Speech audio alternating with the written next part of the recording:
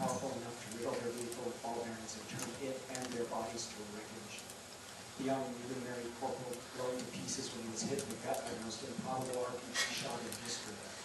The scout popped up a little too high on his hatch and killed by the blast from an IED was struck him with such force it launched his body into the turret basket behind his stunned vehicle. Marines from the company died 3 weeks before you were leaving. Marines relieving your sister unit are killed in an ambush while doing a leader's recon at the AO. They did it all time only 2 fucking days. And your roommate whose life plans you knew. Your roommate with the beautiful wife you met on MSG duty in South America. Your roommate who is so unlikely to die. Too athletic, too smart, too confident, too young. A sergeant doing everything right. Textbook efficiency. Speed was not safety.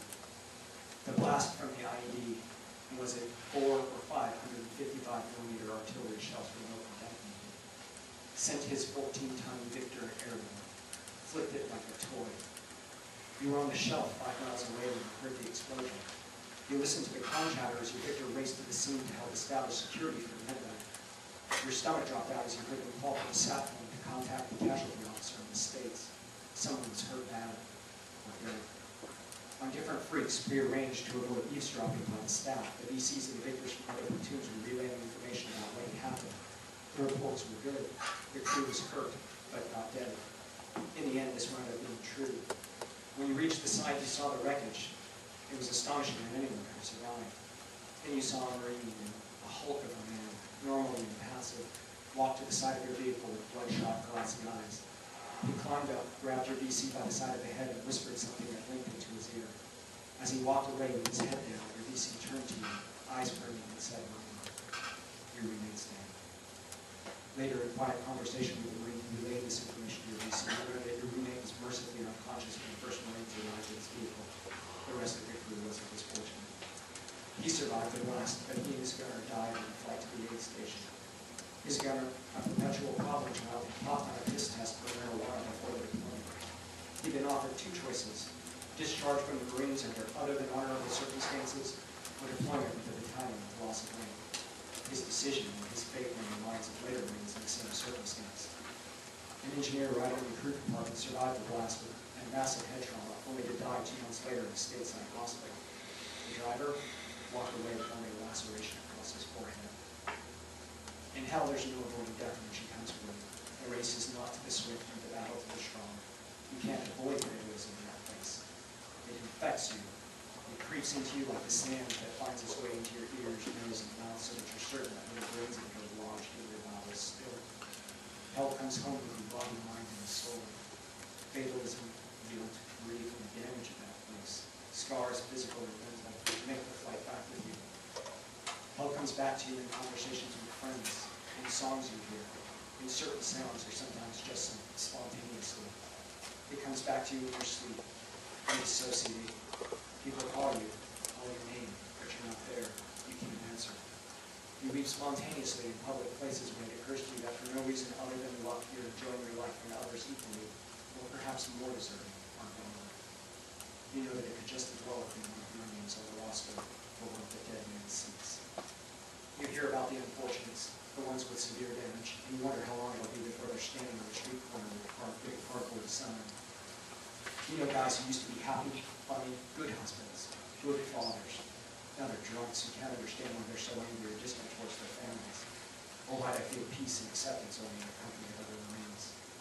Hell comes back to you with stupid things people say. So, did you kill anybody over there? Were you lucky enough to see any action?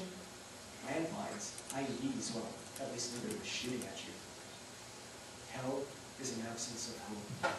We continue to condemn the young, the idealistic, the naive, in pursuit of an illusory, racist, avaricious, obviously unattainable objective, in violation of almost every principle of power doctrine.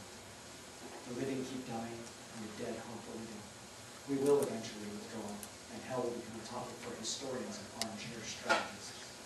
The damned, or at least those fortunate enough to be alive and blessed in their place of birth, will be redeemed, saved to return to their stolen homeland, to live well in a nation bewildered by love, and spend only a day in the life of our, and be forced to acknowledge how ridiculously wealthy we are.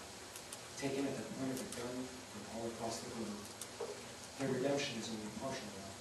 As I said, hell comes home with you, and on our bad days, those of us who survive will understand. So,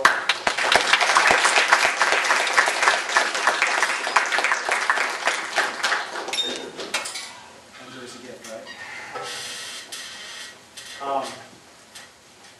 So now that we sort of set in a context for the facts, let me dive in. My name is Kevin Stendal. I was a sergeant in the United States Marine Corps. I served 8 years on 2 separate enlistments. I did my first enlistment from 88 to 92 during the Cold War, and I also served in Desert Storm. I had a photograph to show you, but like I said, we can't get the PowerPoint presentation up. It's a photograph of me in infantry squad leaders course in full MOP gear, mission-oriented protective posture, gas mask, nuclear, biological, and chemical suit. We were training to fight the Soviets. Training to fight the Soviets after the nukes had flown, which was something not even we believed in.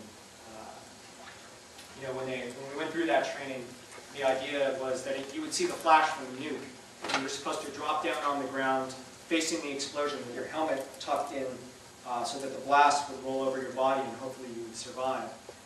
And the running joke at the time was nobody was going to do that. Everybody who saw the blast would get up, throw their helmet and gas mask off, and hold their arms out because nobody wanted to survive the explosion. Nobody wanted to continue fighting. But that sort of insanity, that difference between what we were being trained to do and the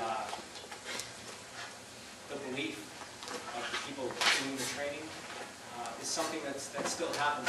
There's even the opposite, where there are doctrinal issues now,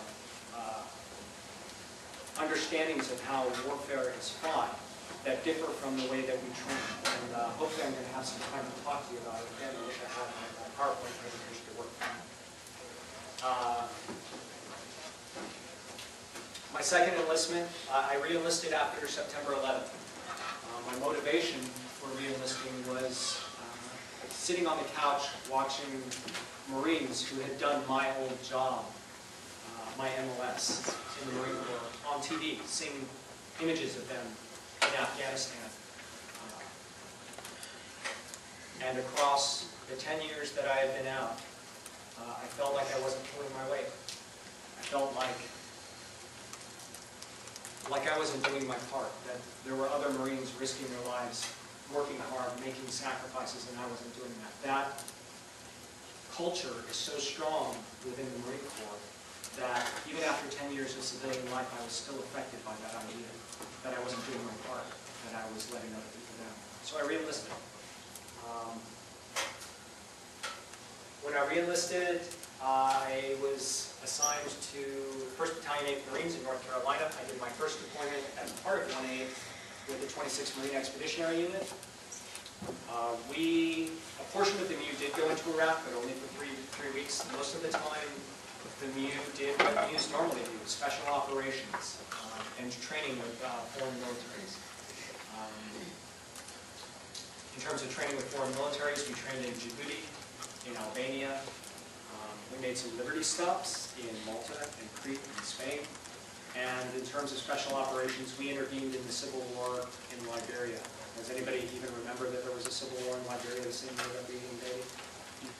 Yeah, kind of got back page news to war in Iraq. When I got out, my second deployment was with 1st Light Armored Reconnaissance Battalion. And I was in Al-Qaim. Al-Qaim is actually really easy to find on a map. All you have to do is look for the Syrian border and then look for where the Euphrates River crosses into Syria. Right there on the border, that's Al-Qaim.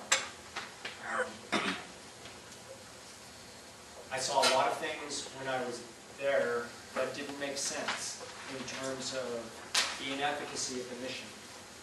Things that we were doing, the way that we were operating wasn't accomplishing what we believed we were trying to accomplish over there, which was trying to provide the things that we thought we had to the Iraqis in terms of freedom